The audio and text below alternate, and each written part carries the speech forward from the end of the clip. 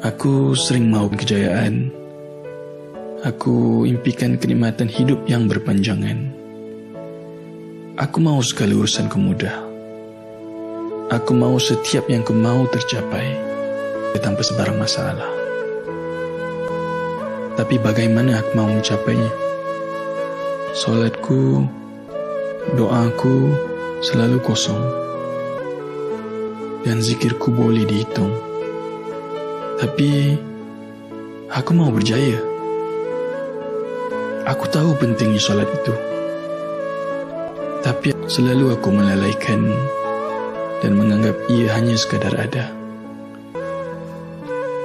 Bisakah aku